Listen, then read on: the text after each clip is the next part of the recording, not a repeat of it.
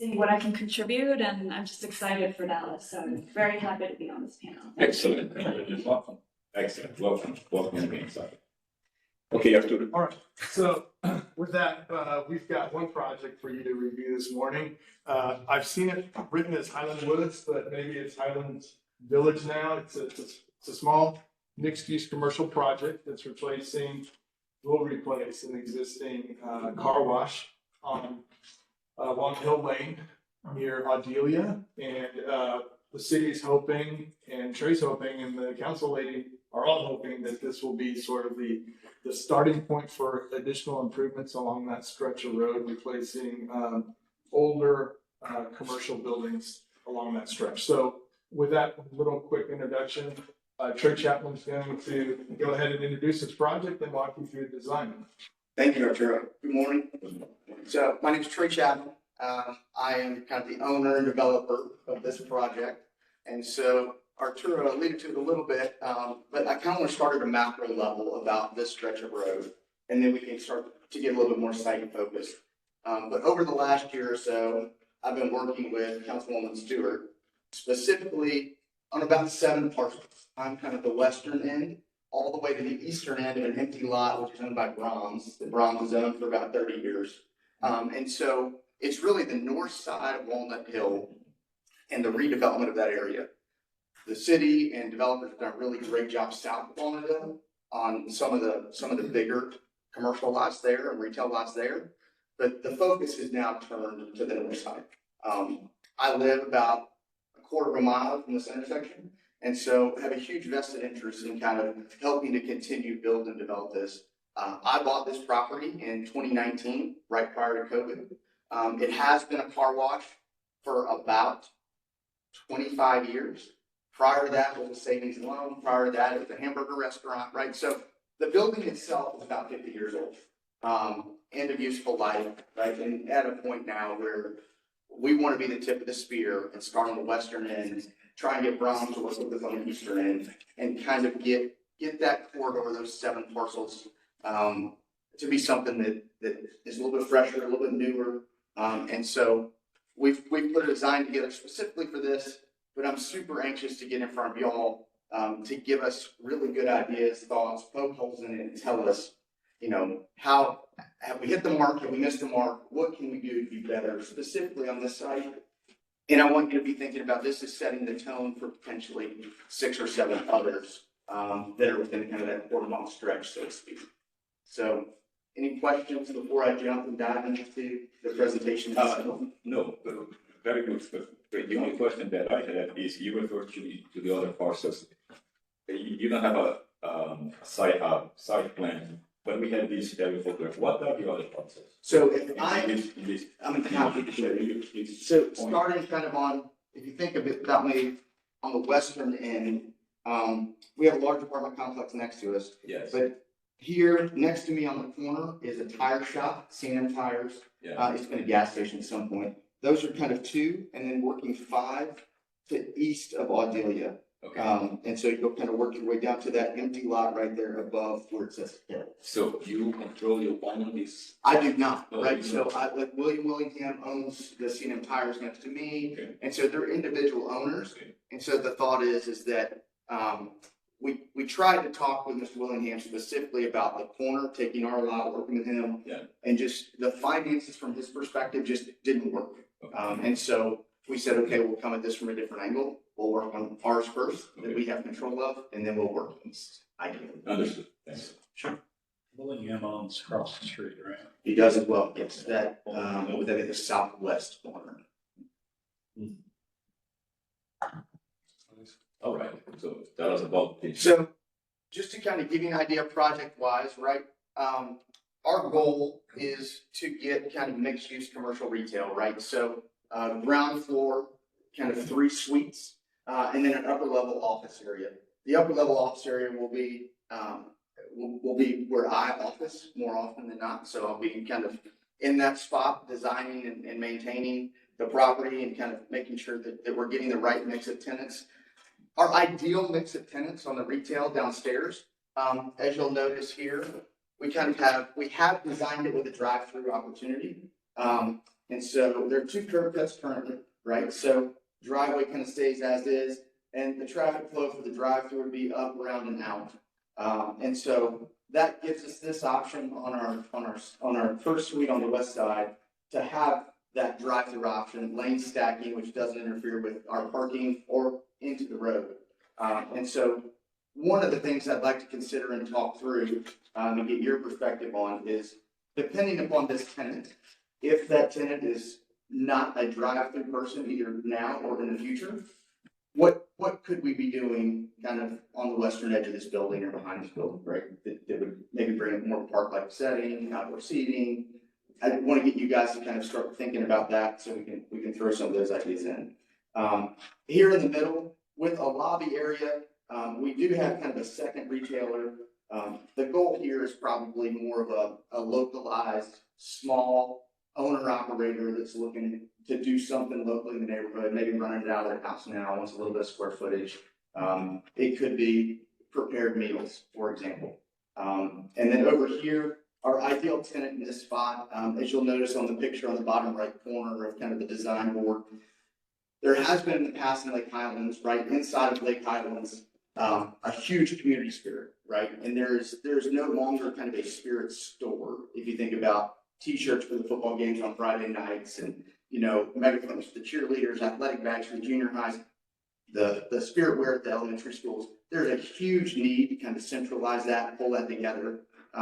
We have some folks in the neighborhood that are running some pretty good apparel and retail type businesses, and they're looking for a home. So, ideal situation is, an anchor tenant, so to speak, and then really bring in some local folks to help us fill the bottom floor. Any questions on the retail bottom floor?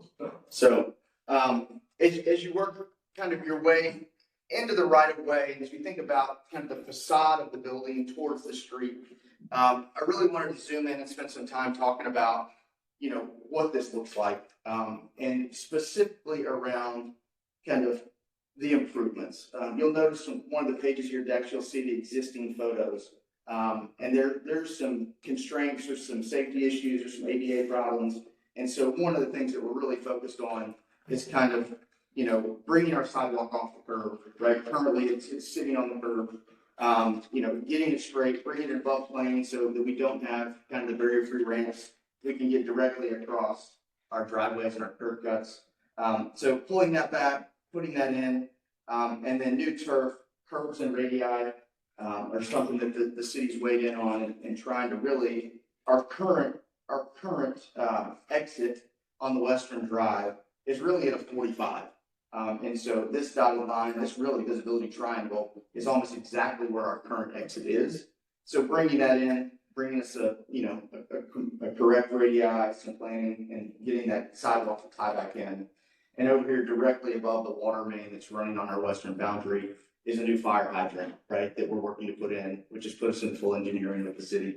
And so new fire hydrant, new radii, new sidewalk, and then complete landscaping. And you'll notice the two blue stars are kind of the Skillman corridor tip approved pedestrian lighting. And so that's a goal kind of to bring this all, and again, with the goal of making this kind of the vision on what all the other neighbors can do. So, and then graphically below, right, kind of that 3-tiered landscape plan. The Buford Hollies really built, to protect and hide parking from the street.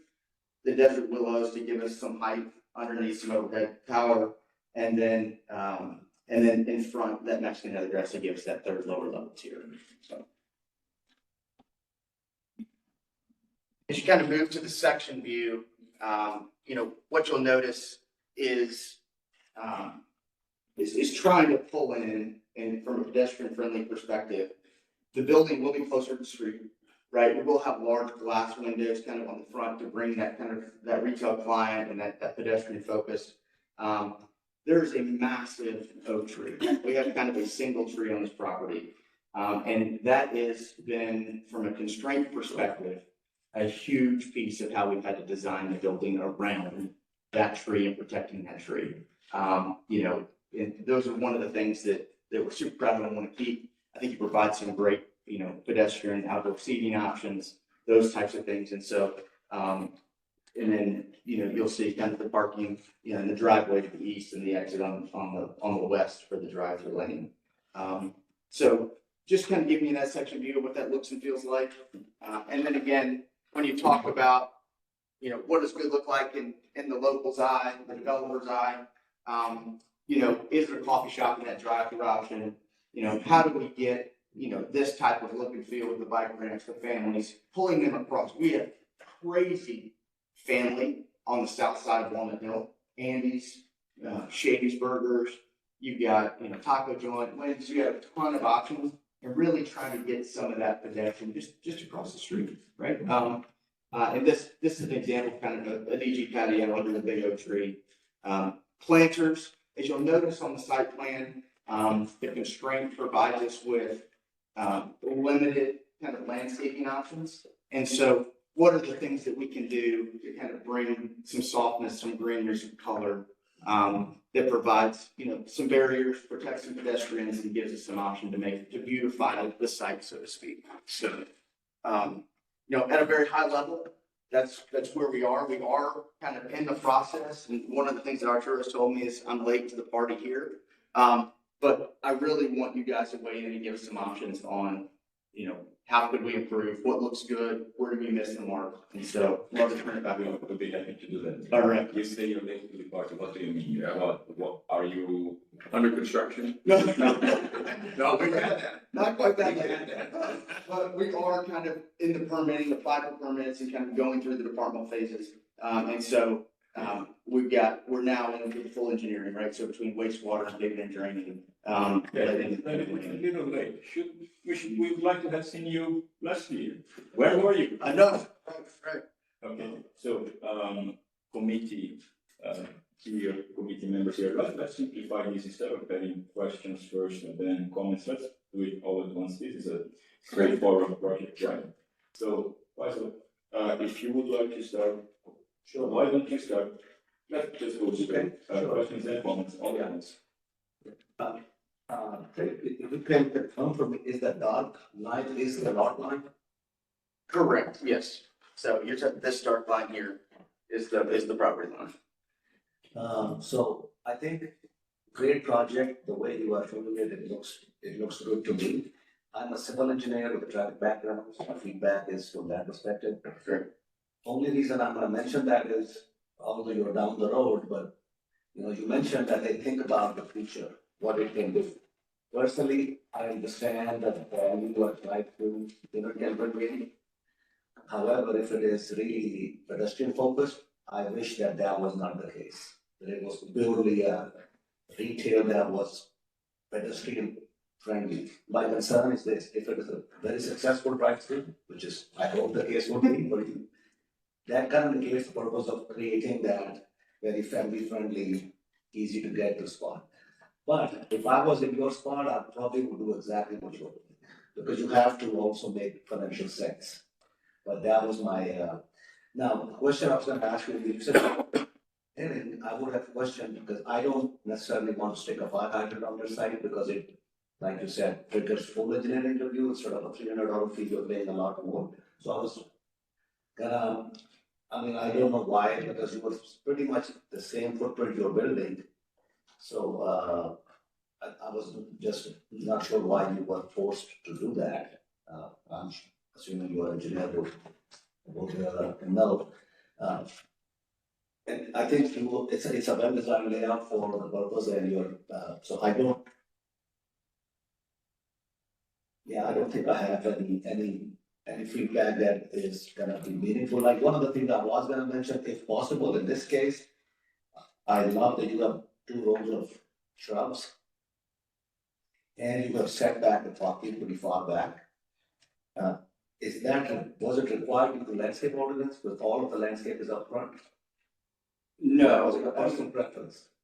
personal preference. Now, there are the point system, right, kind of as we get into the things we need to add and what we need to have. Yeah. A little bit of that was dictated by the overhead power lines and, the oak tree provided, a good number of points against that. And then it was, how do we design that, with with that parking in mind, hiding that, you know, the best option possible.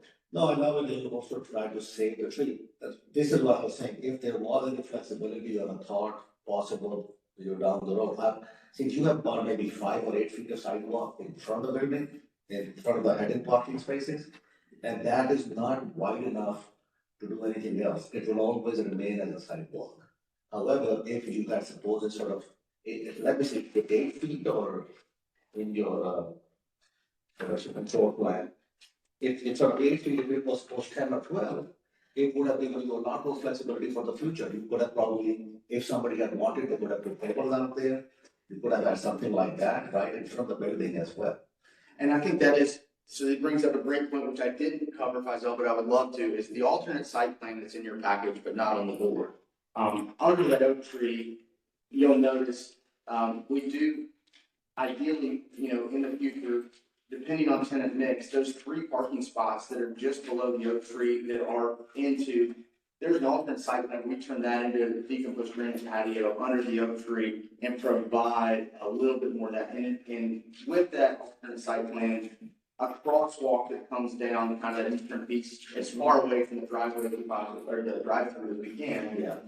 To try and maximize that pedestrian friendly path and that patio opportunity. Yeah, I would have, so I know you're in engineering, so a couple of things I would mention, because I still think it is a very easy change, your engineer shouldn't charge that much either. You are showing 18 feet deep parking bay closer to the road, which is headable, it could be 16, because overhang can go into the green space.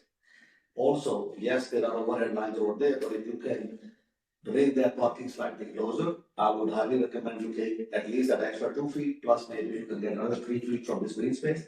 Put that back into the sidewalk / green space in front of the building. It will probably be much better use and flexibility once, if you trade that from there to there. In terms of all of your engineering and stuff, it shouldn't really be that much. Right. It's not adding any cost, it is not, it's still on paper. That is my feedback, and good luck. Thank you. Okay, thank you. And thanks for doing this. Thanks for bringing these things in. I do have a couple of quick questions. You may have just answered one of them. One is parking. How are you, as you compare your required parking to provided parking, are you right on it? Or do you, so apparently this loses a couple of spaces, so you've got a couple of spaces to go. Well, and I think one of the interesting things that kind of has happened through this, as we started this kind of last April, is those parking requirements have changed and have almost disappeared. And so, it has given us that flexibility in order to kind of say, hey, we could pull these 3 off, maybe go patio here. We were right on it prior to that change. Okay. Well, your statement was you're trying to set the tone, and so careful what you ask for. That's where I'm going to come from on this. You have 2 truly kind of conflicting things happening here. One is the more, I would consider a more modern urban approach to this kind of development.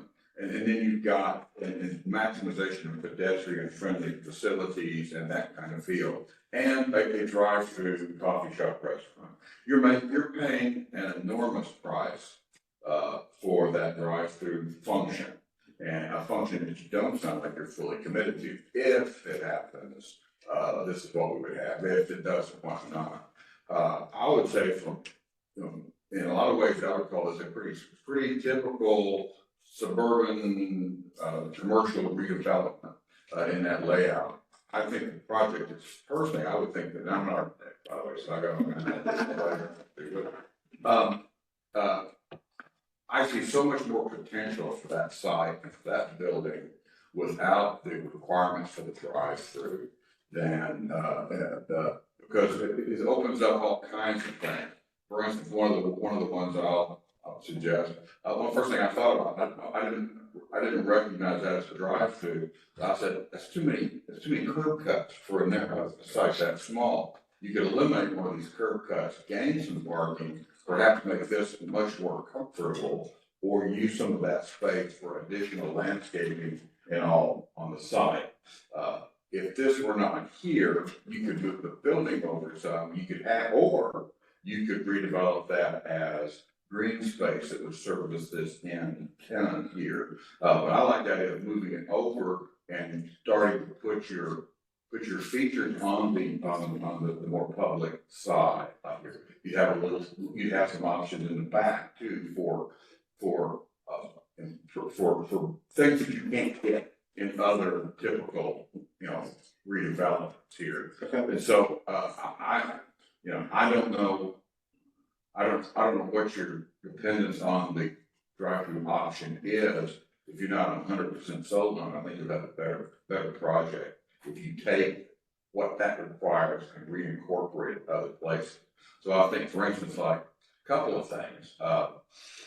If you got a driving back and you've got office space upstairs, I would consider moving the whole building forward and doing a single loaded drive with parking on the front, moving your building to the front and reallocating some of that space to the back using that drive and doing it that way.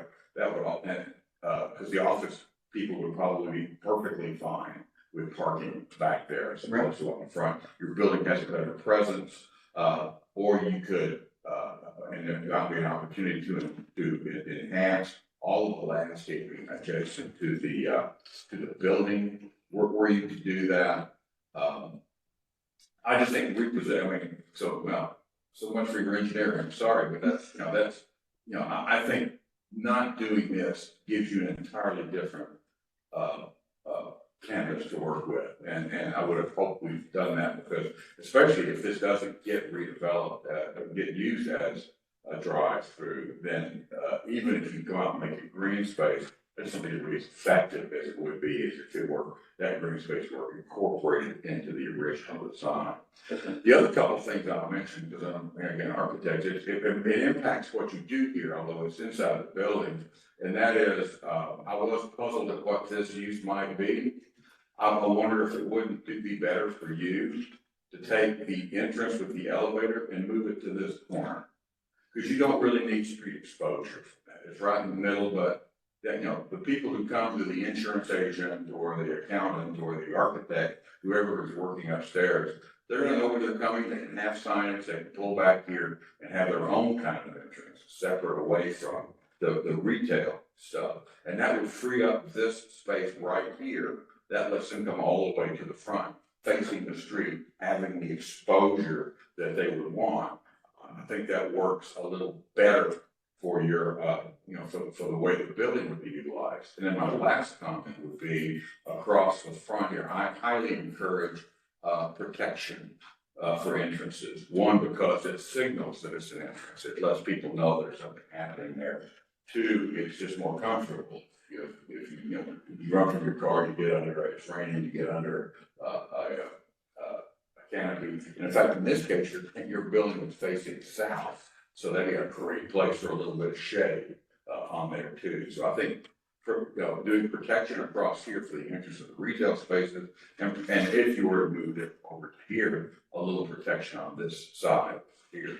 See, I see this retail space also to be very valuable. Because you've got this exposure here. If you start to move the building over, you could have a lot of fun with right in here.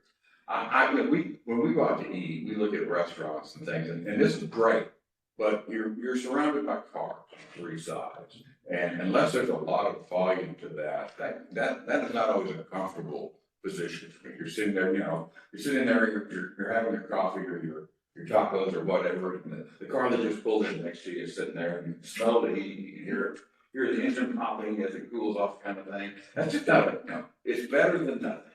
But you have an opportunity with that freedom stuff to do something really cool here. And we're moving the building up, like it's going to building up. That's another consideration. But I definitely agree with your idea of making this a better feature. I think that whatever you can do there would be helpful. And again, if you got rid of the second entrance, you could displace even a lot more parking over here. You'd have it here and could do more with that area to make it quite a substantial feature. Right. So that's kind of my long. Thank you. Real quick. Hey, you asked for feedback. No, that's, I love it. Excellent. James? Just say ditto. Oh. I know this area, I gotta admit, full disclosure, I live just maybe a mile south of here. I've used that car wash, and that tree, sitting under that tree in August is a great place. It's like a really nice, on a site that probably doesn't have a lot of redeeming features. And I use a tire shop next door. You vote to keep it the way it is. No, I could talk for hours about ideas for Walnut Hill, Adelia, and everything, and I used to be on the TIF board, when we did everything across the street with Sue, who's here today. So, yeah, I've been thinking about this for 20-something years that I've lived here. My first, and I'll just throw this out there, I started better in pictures, so my first inclination is to just take what you have. I didn't adjust footprint. I want to pull that building to Walnut Hill. I've watched as the neighborhood's evolved, as populations increased. I see kids crossing here both directions all the time. And I remember us going back and forth when we were trying to determine what to do with on the fifth board with the property across the street when it was all the obsolete retail. And we said, this is going to be a draw. We've got to make these streets safer. Walnut Hill is a major east-west commuter corridor. We got to slow traffic down. I'm not saying eliminate lanes, but you got to make it more balanced. Right now, it's very much vehicular first. So I would think if we're truly going to change the landscape of that side, I'll say that I'm not a huge fan of what Walgreens. I mean, the Walgreens happen too. I think, the parking, it's unfortunate we kind of lose that corner. But I would say, a minimal approach to fixing this would be pull it out. I had the same thought. Why do we need two entrances that are 24 feet? I think we could work it. And especially if you're going to want people coming there, if you're going to have a coffee shop or something. And then, like Norm said, I would push that gathering place, use that tree, maybe do a second tree, make this an outdoor gathering. If you're familiar with Lachlan's over. Yeah, sure. I mean, a lot of people don't know, but there are huge crowds of people behind that building because there's that outdoor gathering space and they're outside in August, and they're drinking beer. And There's no having a good cars time. back. Right, there's no cars back there because who wants to be on Plano Road and Northwest Highway? Maybe buffer the edge, look at your parking. I would push that back and I would make this front, I'm not saying eliminate your front porch, but you could have something there that's a front edge. Now, the other just notion, as Norm was talking, I thought, okay, if you increase the size of your building, maybe eliminate or reduce this drive lane on the west, push that all over here, and then put your gathering place back there. You can increase and maybe reconfigure your parking. Now, there's a lot of different ways you can do this. I think the street frontage, introducing more shade trees along that edge so that if you do have some people that are sitting here, they feel like there's a buffer between them and people driving north of Walnut Hill Lane at 100 miles an hour. Those are my kind of initial thoughts. I've thought about it. I haven't had a lot of time this week to think about this one since they sent it over, but my first inclination is try to pull it forward, adjust that parking, and let's truly try to transform the Walnut Hill experience. At least, you're a small portion of that, but you're basically the catalyst to start it all. Thank you. Very good, James. Is it clear? Yeah. Saki, any comments? Yes, I echo the idea of trying to bring the building closer to Walnut, also for your benefit too. Instead of seeing cars, you'll be able to see your storefront more clearly. And I think the one curb cut also makes a lot of sense. Hopefully that's meant for you.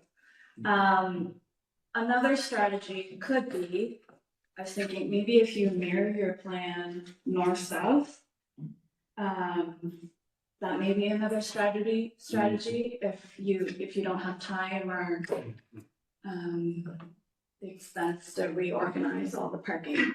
That's another way you could. That's what I was trying to do here. Yeah. You could split, preserve the work you've done, Right. go more with a mirror image, Yes. which you have more south. Right. And I like your alternative because you have your patio not completely in the back, but you can see a portion of it from the sidewalk as well. So that could be another way that you could make this work. Thank you. Great. This is one of the, now this group is opinionated. But as you can tell, but this is one of the few instances where there is unanimity. We all, I concur with my peers here. Yeah. And as you told us, if this is to be a demonstration project, to be the project that will show the way to your neighbors on how to do stuff after you show them how it should be done, this is not right. Let's be blunt about it. This is not right. You are pushing it to the back. As Norm said, this is a suburban model. You don't live in the suburbs. We live in Lake Highlands. That's part of the city. Which is no longer a suburb. It's not. It used to be 50 years ago, but it's not anymore. So if you're moving to Allen, Prosper, whatever it is, yeah, that's expected. Not in the city. And what is it exactly that we are referring to? Is it parking in the front? The building is all pushed back and parking is in the front. Pedestrians, you refer to the intent, the desire to capture some of the pedestrian activity across the street. Over here, look, they have not only to cross the street, but they also have to cross a parking lot. It's not nice. So, James sketched it, Norm described it, Saki described it, I was sketching, we were sketching the same thing. I didn't see it, he didn't see mine, I didn't see this. They're sketching the same thing. And two ideas, just like James said. One idea is very modest, just bring it slightly closer to the street. Take that row of parking, put it on the back, flip it, bring the building a bit closer. Simple move. I agree that this might be overkill. I again agree with my peers that this might be overkill. You are betting on attracting a bank to have a drive-through or whatever, a tenant that will have a drive-through. Really, it's a big bet. How much are you leaving on the table in the hopes that someone will need a drive-through? I do not. I'm not a developer, but I do. It's your culture.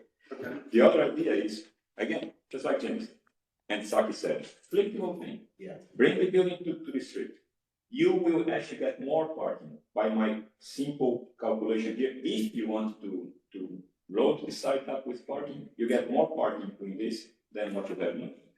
Preserving the tree is beautiful. It's a great idea. Creating a spot to gather under the tree, terrific. With this configuration, you can get the same number of parking and a great gathering spot under the tree. And you get what we all advocate for, which is street frontage, uniformity, street edge. That's what urban design is all about. A consistent, a predictable street edge. And in this case, this would continue to be, if built like this, it would continue to be a missing tooth on that street edge. You replace it, you take a car wash away, you put a building, sure, this building is nicer than parking than the car wash, but it's still a suburban model. So Trey, you're going to invest, you're going to put your equity, your sweat on this, do it right. And by doing it right, we mean put it to the street, put it closer to the street. I'm sorry that you are advanced in your process, you are submitting project for permit, but there's still time. All of that will pay off. The expense, the effort that you have invested so far, 5 years from now, 15 years from now, when you are sitting in your office on the upper floor and you're sitting closer to the street, you will thank us all. I appreciate it. Chairman, can I bring up one more I don't new know. point? Yes. Looking at this, because all of our landscape folks are out today, but I get to looking at this condition here and I'm going, is that really the drip line for that tree? Because this encroachment It's would a bit like- concern me, and my first thing was to ask you if consulted an arborist at that plan. Then the next thing I noticed is over here, here's how you handle it, but that notch right there, that's a whole lot bigger than that notch right there. So this is not really how it would be. That building would be about right here in that plan, and that would be a disaster for that tree. So I don't know how deep you're in. In fact, I noticed the same thing. Trey, I suspect that the scale of the tree and of the building Yes. don't match. Yeah, I think If that's a 50-year-old oak tree, that tree is twice as tall, maybe 3 times as tall. The way we're seeing it there, the tree is 25 feet tall in that image, and all oak trees, they are way taller, Double that. twice as tall. So that's the ceiling.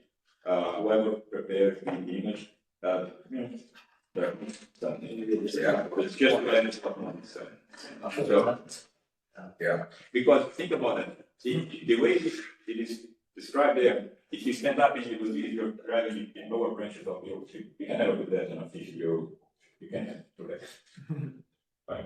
Right. Okay. Well, you can't if it's in a field, because that's about as high as the cows can eat, right? So you get that level, but I don't think you put the cows there in a lot. And there are cars driving on the oak tree. So, James, do you want to bring that sketch up again, because it's a Yeah. good one, we don't. It's one of the reasons that, you know, that you could increase your square footage, but also notch this out to give a little buffer, but you know, it's some protection for this gathering question. Right. So you're back behind and, you still could keep the drive-through. I think you could work that. But the thought is give that tree a little bit more room. And that's where people are gonna wanna be. That's where the kids are gonna go, that's where the adults, that's where people are gonna wanna sit. Maybe introduce a second. And that would be protected from sun too. Yeah. Because it is that North side. Yeah, I think that, it could become a little oasis in the back. It is a little I way. mean, I designed a Starbucks not too long ago because the developer told me the Starbucks is paying $100 per square foot. Obviously, they went out of the way to design it for them. And drive-through was a requirement. I can understand why, but I was gonna ask you this, look, you gotta do a rough check on the market. I don't know what is the minimum footprint, tenant like Starbucks requires. This may not be big enough. Then you're doing all of this, so I would, if you really wanna do the drive-through, which I don't think anybody, all of us saying, shy away from it, but you decide, but please at least and make sure it's gonna pay off, that it's not too tight or too small. You go through all this, and then you still end up with a million once. Right. Once it's, you just make the building bigger, and you may have the same return. Without it, and has a much better product like what, James has, I was thinking you might be talking to Mike about coffee, it might actually go into a space that small. that's no. They'll go into an old photo pack. Yeah, more. And one of the things we have tried to design is that flexibility at the lower level and the devising walls, right? Is it 3 tenants end up being 2, right? What square footage they need, that flexibility, But, and on that note, I want to reinforce what Norm told you before. If you're planning, and you are planning for flexibility, by all means, split the core. Put the core, the stairs and to the corner. and the elevator on the corner or on the back, because you want flexibility along the edge, that's your highest strength, right? It's on the front, right on the back. So people who are going to visit you in your office on the second floor, they don't want to find you. If you're on the corner on the back, they don't need to, this stair coming from the street, they don't. That's it. Right. Like, the images that you have there. Look at those at that upper right-hand corner image. There's no stair on the face of that. Right. Yeah, That's really, and there's office on the upper floor. How do you get there? From the down. And people don't look for that, that is a common response. Yeah. Last thought. Yes, please. Please don't be discouraged. No. You know, this is all constructive criticism. Brainstorm. We're thrilled. I am. Yes. As a resident, I'm thrilled this is happening. I think there's a real opportunity here. Hopefully we're early enough that you can take some of this. But I do think you have a real opportunity here. You have to really look past what's there today.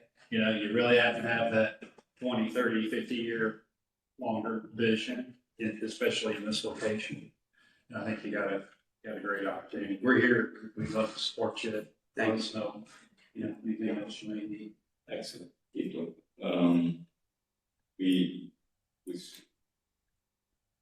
The intent is not to throw sand in your plans, but rather to make sure that every opportunity is tested, investigated, because we can. You haven't started moving dirt yet. So this is the time to make sure that you have the best possible plans. We like to see stuff built. We're not here to stop stuff from being built, quite the opposite.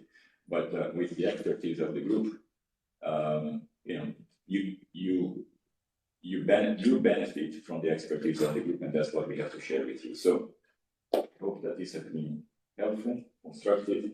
Extremely. Our team will continue to guide you through the process, through the bureaucracy. We want you to get it built and invite us to have coffee on the ground floor.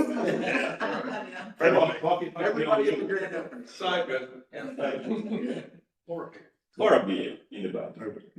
Anything else from the panel or Trey and Vice Chair Trey, anything else from you, Travis? No, thank you guys for the time and for the thoughtfulness of that. Those are huge helps for us. Feel free to come back formally or informally. Yeah. You know how to reach us. Okay. Okay? Yes, sir. Great. Arturo, anything else? That's it. Very good. So with that, we are adjourning, if no other business. No other business. We are adjourning this session, the day session of Urban Design Panel. Awesome. See you next month. Thank you. Thank you. You're